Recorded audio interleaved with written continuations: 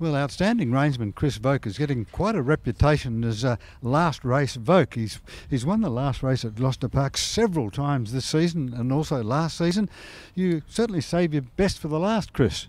Yeah, well, I probably wish I'd get off to a better start, take the pressure off. It's always hard when you're going down the last race as a driver and you haven't won one all night. But this week, I think, Chris, you're going to keep up your reputation as last race Voke because you drive the wonderful James Butt, and he looks very hard to beat from barrier 2. He does, yeah. He's a nice horse. It was a good run last week. He's probably unlucky that he probably wasn't a little bit closer to the finish. If things had gone a bit kinder to him in the run, he probably would have. But from barrier 2, I think he looks the one to beat there in that field. And the opposition is not as strong as what he met last week. Horses like Lord Willoughby's pretty smart. Yeah, look, Lord Willoughby had a soft run. It just looks a suitable race. He probably might find the top there. And, he run a good mile rate at Pinjarra a couple of starts ago, so he's capable to run some good time in front. And either way, he'll be close enough to him this week. I think, he's probably looks my best drive for the night. Chris, you start off in race 1. You've got the choice of Karen Joseph, drawn 3, Vale Secrets drawn out wide at 8, and at 6, Arden's Concord. So at this stage, of those 3, what do you reckon? Well, Karen Joseph was very good last week. He's I think, recapturing some of his best form. It's the best he's felt this campaign, and it was his best performance by far. So I expect him to go a lot better this week. But Veiled Secret was very good, and I think she'll be a lot better this week too. Probably, I think on barrier draw Karen Joseph, definitely, but obviously my alliance with Ross Oliveri, she's a hard horse to drive. She's broken many times in her career for different drivers, so Ross may put a bit of pressure on to stick with her. So she won pretty well a couple of starts ago, so she's going to maintain that form. Yeah. Oh, look, she will, and it was a good run last week. She just over raced a fraction, but I think she'll be a bit better settled this week anyway. And look, she's capable of winning it, and I probably think Karen Joseph is capable as well. Like, his run was pretty good. Caviar Star was a good run in that race and just got over him, but both good drives. I wish they split them. A harder task with Jackson Feller drawn out at 6 in race 3. Yeah, look, he's got to go back and rail like a greyhound. That's the only way to drive him, and if he gets the splits at the right time like he did a couple of starts ago, he'll win in decent time, and if not, he'll be an unlucky runner. So he'll go out at odds, but when he wins, he'll be at odds. So, yeah. Chris, you must enjoy driving Phil Costello's Iron Horse Valton 10, and once again he comes into a cup race and he's got good each-way prospects again. He's drawn barrier 4.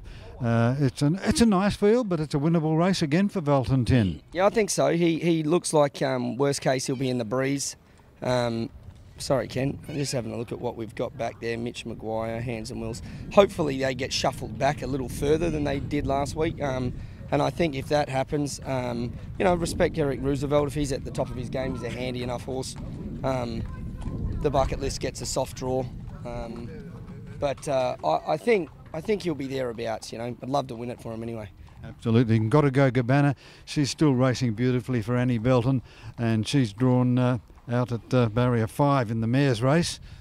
Yeah, it's good. There'll be pace early. I expect Mary Catherine to try and burn out. She could be good. Will be coming out to probably look to may lead, may sit on us or the other one. But either way, she's a tough mare. She'll make her own luck, and I think it's a winnable race. Absolutely, yeah. No, look, I don't think there's one horse in that race that she's not capable of beating.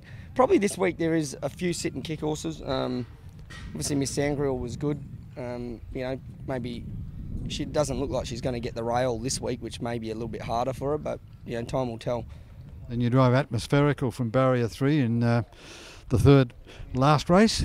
Tough race with some nice horses, but if he steps like he did last start in the Cup, he's had 4 goes at a stand, and I think led all 4, and the one he didn't lead, he galloped out. So if he can hit the rail, and he went very good last week. This surprised me because he did sprint home good from some bad luck in running, and I think if he can get away quick, he's capable of leading. But I wouldn't mind trying him with a sit in against some of these better horses because just to see how he handles it. I think he may be better driven with a sit. And the Oliveri trained Frosty Flyer, he's a consistent horse. You would have been happy with his sound first up effort last week? Yeah, look, it was sound run. They got home very quick. The race changed complexion very quick early. So we had to go to plan B, and the winner was too good for us in the end. But, he paddled the last 20, 30 metres, but it was still good enough to run second. I think if he strips fitted for the run, and usually he should be a decent place chance without looking the field too much. But, yeah, from the draw, it would be a good place chance. And then we come to the last race, so all the best of luck to send the punters home on a happy frame of mind with James Butt. Well, don't about the punters, we'll put the vote train in a happy peace of mind if we win the last. I think they actually had some friends come over that own him last week, and we were hoping for this race last week so they get their photo at Gloucester Park. So if he wins this week, suffice to say they might not get another invite to WA. Thanks very much, Chris, and all the best of luck. Thanks, thank you.